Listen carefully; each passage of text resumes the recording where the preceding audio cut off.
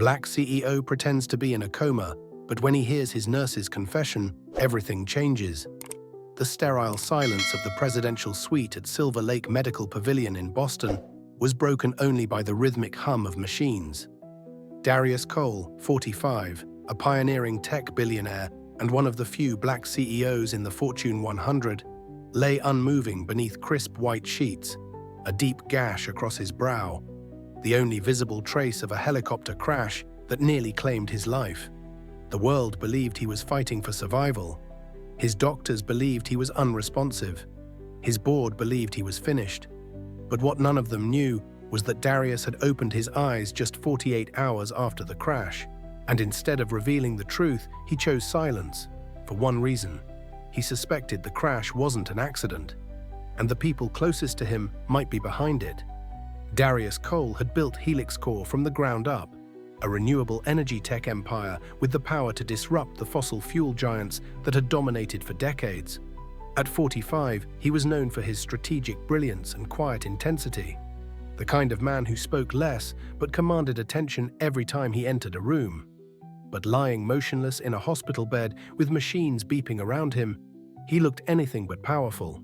Only a handful of people had access to his suite at Silver Lake Medical Pavilion, and they were the ones he suspected most. His wife of 10 years, Tasha Cole, exuded elegance and grace in public, but her distance in recent months had been cold and telling. Behind closed doors, her compassion had faded, replaced by carefully calculated detachment. Then there was Eli Cole, Darius's younger half-brother and COO of Helix Core, a man known for his charisma, charm, and recklessness. While Darius had always seen Eli as a wild card, he never thought his brother would betray him.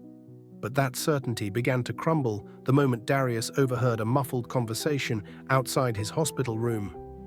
Through the thin pane of glass, voices filtered in, Tasha's smooth, measured tone and Eli's impatient whisper. "If the board votes next week, we can invoke the incapacitation clause," Tasha said. "We'll get control of Project Solace before the end of the quarter." Project Solace, Darius's most guarded innovation, wasn't just a business initiative, it was a game changer. A decentralized solar energy system designed to provide free or ultra-low-cost power to underserved neighborhoods across America. It was personal. He had grown up in one of those neglected communities in South Chicago and had promised himself he'd give back once he made it. Solace was his legacy. Now it was under threat.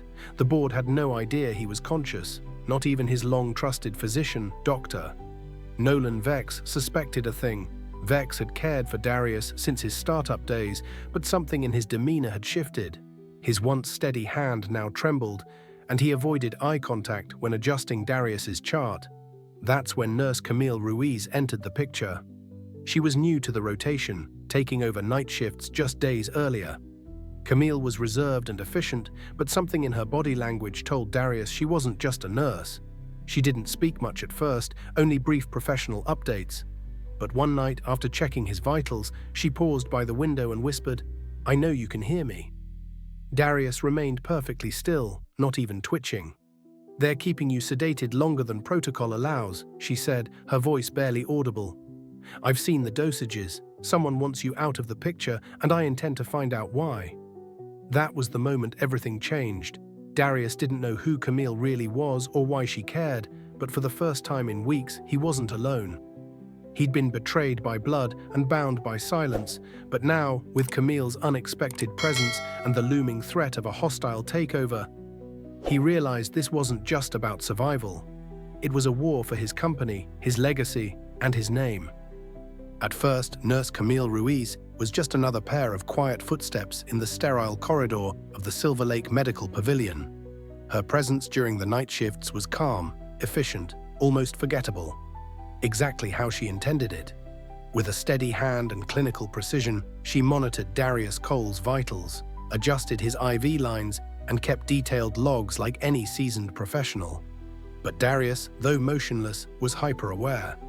He noticed the way Camille paused longer than necessary by his bedside, how she sometimes stared at the monitors with a frown that betrayed more than medical concern. Then, on the 7th night, everything shifted. After dimming the lights and checking that no one was nearby, she sat beside him and whispered with a trembling voice that carried years of buried truth. "I wasn't hired through the hospital," she said, eyes scanning the door. "Someone paid me double the standard rate to administer off-the-record sedatives and report your condition daily to an anonymous number." Darius kept his breathing slow and even, but her words hit like a jolt. "But I reviewed your charts, and the dosages they ordered, they're not therapeutic. They're enough to keep someone under for weeks, maybe months. You're being intentionally kept in a coma-like state." Her voice broke slightly. "They want you out of the way." For the first time since the crash, Darius felt the weight of confirmation. But what stunned him even more came moments later when Camille revealed her true identity. She wasn't just a nurse, she was Camille Ruiz, a former medical reporter turned investigative journalist. Years ago, her father had died in a clinic under suspicious circumstances. The attending physician had been none other than Dr. Nolan Vex. No malpractice suit had ever stuck. The case had been buried, and her father's death labeled an accident. Camille had spent years trying to connect the dots, only to find roadblocks at every turn, until she uncovered a familiar name during her research, Darius Cole. When she heard about his helicopter crash and the hiring of temporary medical staff at Silver Lake, she saw her opportunity. She used her credentials to take the night shift under an alias, determined to find out if the same doctor had a pattern of burying patients. Only this time, the victim wasn't going down without a fight. As Darius listened, still feigning unconsciousness, he understood that Camille's personal crusade had intersected perfectly with his own. She didn't just want to help him, she needed the truth as badly as he did. But their alliance came with risk. Camille confessed she had already been warned by a hospital supervisor to stop asking questions. The sedatives she was told to administer were stored in a separate, untraceable system, clearly outside protocol. And the person signing off on it all? Dr. Vex. Darius realized that his coma was no accident, and that his life had become the centerpiece of a much larger web of deception. In Camille, he saw not just a lifeline, but a weapon, one just as determined to expose the rot that had infected his inner circle. Together, though still unspoken, a pact had been formed. He wasn't just recovering, he was preparing for war. In the stillness of the nights that followed, Darius and Camille began executing their silent rebellion. Camille, ever observant and meticulous, noticed a barely perceptible twitch in Darius's right index finger one evening.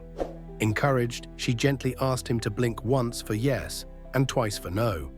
The system evolved from there, blinks, finger movements, even brief eye shifts, until they had developed a covert communication method strong enough to build strategy without a word spoken aloud. Camille smuggled in basic neurological test kits tucked into her oversized scrub pockets, along with a concealed micro-camera she mounted behind a ceiling vent, pointed directly at the IV stand. Each night, after ensuring the floor was clear and the cameras were disabled for maintenance, she collected samples from the IV bags and swabbed the drug ports. The results confirmed what she already suspected. The sedatives being administered to Darius were not only excessive, but had been altered, spiked with a long-acting paralytic not listed in the official inventory. With every piece of evidence, the noose tightened around Dr. Vex's involvement. But the investigation soon widened beyond anything Camille had anticipated. While scanning internal company files Darius had stored on an encrypted drive, he'd blinked out the password character by character. Camille discovered financial records buried in a hidden folder labeled Solace Review.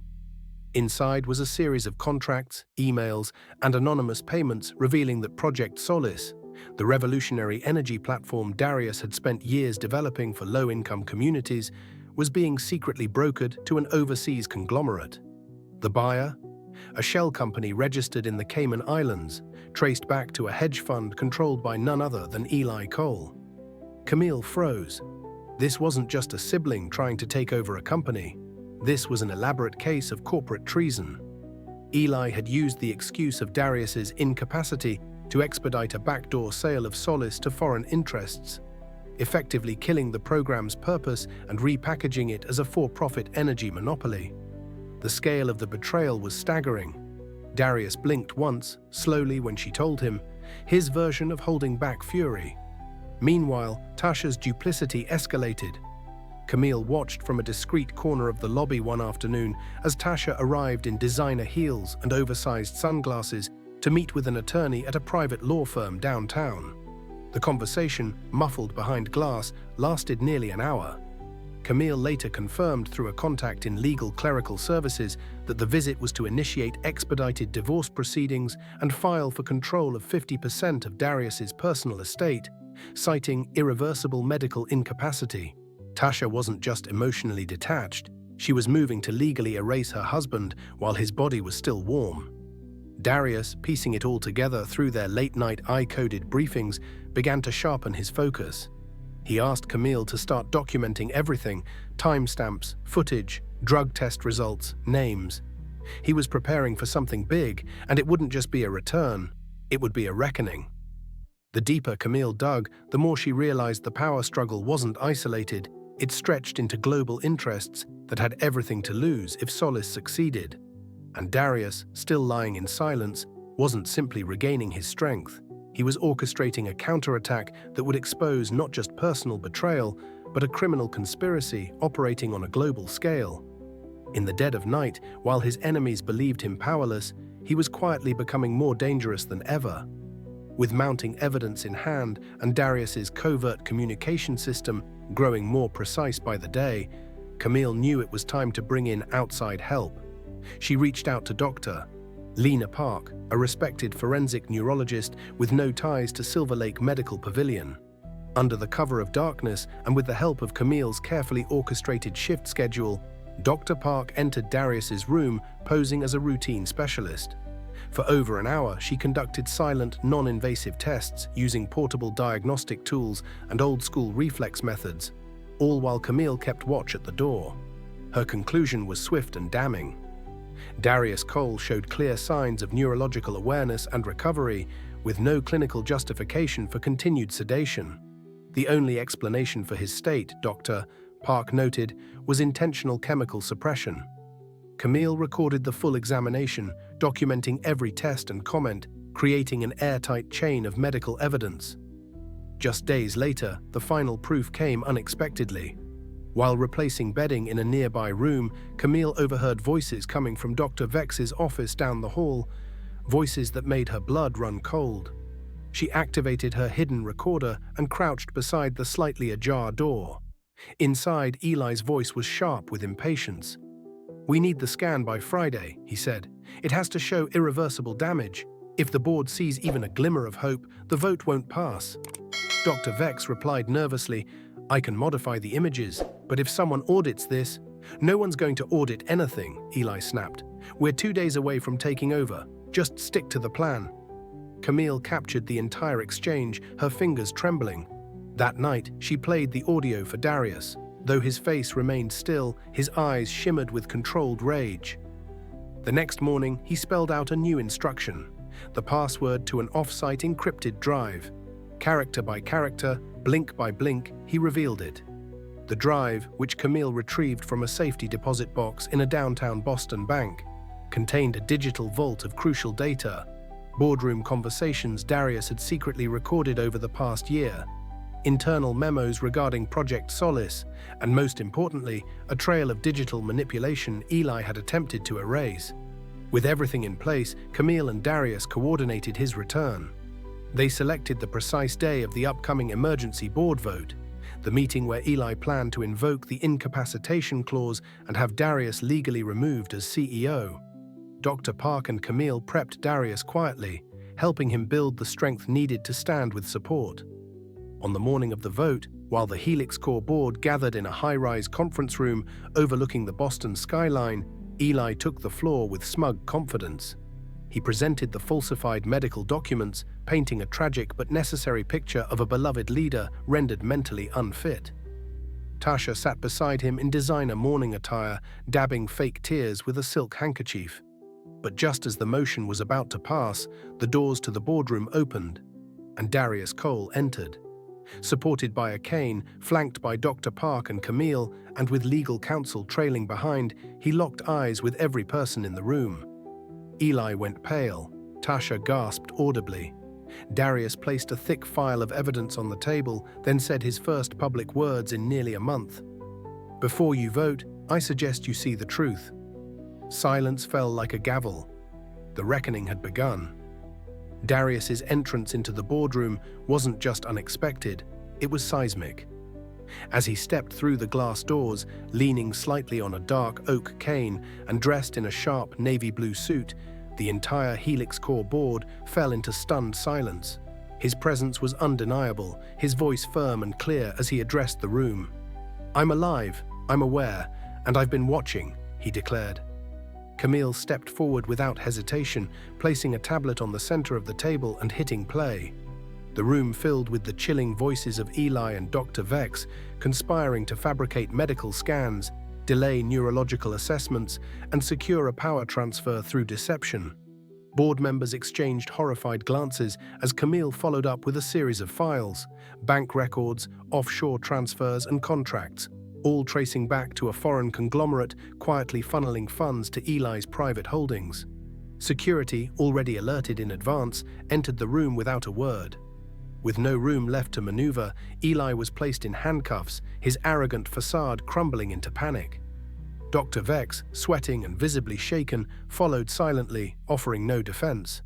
But the unraveling wasn't done yet. As murmurs broke out among board members, Tasha tried to spin the narrative. Rising from her chair with false sincerity, she reached out to Darius, her voice trembling with performative concern. "I didn't know," she claimed. "I was just trying to protect what we built." Darius didn't respond immediately. Instead, he pulled up a series of screenshots on Camille's tablet. Private messages between Tasha and Eli sent weeks before the crash, plotting not only Darius's removal but outlining steps to dissolve their marriage once the company takeover was complete. One message, time-stamped days after the crash, contained a photo of Tasha vacationing in Italy with a man known for laundering international corporate bribes. The final blow came when Darius calmly asked, "Is your wedding ring in your purse, or did you leave it in Rome?" Tasha's face drained of color, and whatever sympathy remained in the room evaporated instantly. The board moved swiftly to nullify her claims to Darius's estate and strip her of all Helix Core affiliations. In the aftermath, the tone of the room shifted from shock to resolution. Camille, standing beside Darius through the storm, received a standing ovation from several board members. What had started as a quiet night shift had turned into a full-scale whistleblower operation. Her courage, intelligence, and integrity had saved not only a man's life, but an entire company's mission. Recognizing her rare commitment to truth, Darius made a surprise announcement before the meeting concluded. The creation of a new internal ethics branch, the Helix Integrity Division, tasked with oversight of executive conduct, corporate transparency, and whistleblower protection. With zero hesitation, he named Camille as its first director. She stood motionless for a beat, stunned by the honor, then nodded quietly, tears forming in her eyes. It was a moment of transformation, not just for her, but for the company as a whole. The old guard of silent corruption was gone, replaced by a new era built on accountability and justice. As Darius took his seat at the head of the boardroom table once again, he looked around the room and said with quiet resolve, "This isn't just about reclaiming what's mine. It's about rebuilding the right way, with people who never stop doing what's right." And just like that, the empire he almost lost began a second life, stronger, cleaner, and more unstoppable than ever. 6 months after the boardroom showdown that shook Helix Core to its core, the company had not only recovered but redefined itself.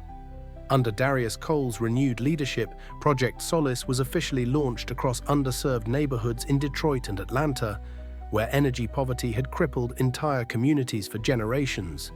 With solar grids now installed in schools, apartment complexes, and small businesses, energy bills dropped by over 70%, transforming daily life for thousands.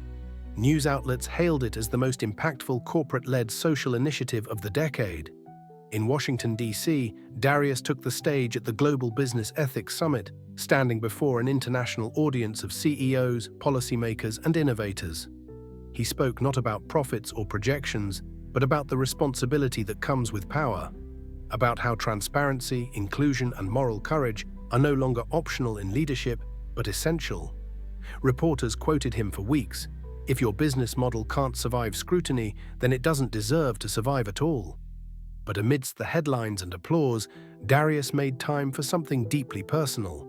On a quiet morning in New Jersey, he visited a modest headstone tucked in the corner of a community cemetery. It belonged to Arturo Ruiz, Camille's father. Camille stood beside him, hands folded, eyes glassy with memory.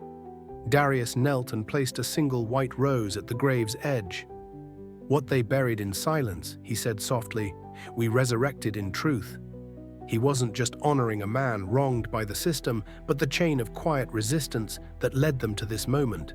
From Arturo's unheard voice to Camille's defiant whisper in a hospital room. The victory didn't feel corporate, it felt human. True strength isn't shown when you hold power, but when you fight back without it. That's the lesson Darius Cole carried from his hospital bed to the boardroom, from silence to speech, from victim to visionary. In the weeks he spent unable to move, speak, or defend himself, he learned more about human character than in a decade of board meetings. He saw clearly who stood for truth when no one was watching, and who clung to power through manipulation, deceit, and betrayal. Power, he realized, means nothing without purpose. A billion-dollar company can collapse in a heartbeat if its foundation is built on self-interest. But it can become a force of good when guided by people who value justice over convenience. And sometimes the person who makes the difference isn't the one with the title or the resume. It's the overlooked night nurse, the woman who risks everything to ask the right questions, to challenge the status quo, to protect what others would rather sacrifice. Camille Ruiz didn't just save a man's life, she saved a mission. She proved that integrity still matters, that courage can come softly, and that the people we often ignore are the ones who carry the weight of real change. Darius would go on to expand Project Solace to 3 continents, create the Helix Integrity Fellowship for young ethicists, and partner with universities to promote whistleblower protection in corporate America. But he never forgot the truth he learned lying helpless in that hospital bed. The greatest impact doesn't come from holding on to power. It comes from how you use it when everything you built is on the line. And when the lights go out, the real leaders are the ones who find a way to turn them back on. For everyone. If this story moved you, if it reminded you that truth can rise from betrayal, that resilience can be forged in silence, and that the smallest voices often carry the greatest power, then you're exactly where you need to be. At X Daily Stories, we bring you powerful tales of justice, redemption, and real change. Stories that inspire, challenge, and leave a mark. Don't miss the next twist, the next victory, or the next unforgettable moment. Hit that subscribe button now and turn on notifications so you never miss a story that could change how you see the world. X Daily Stories, true power, real justice, every day.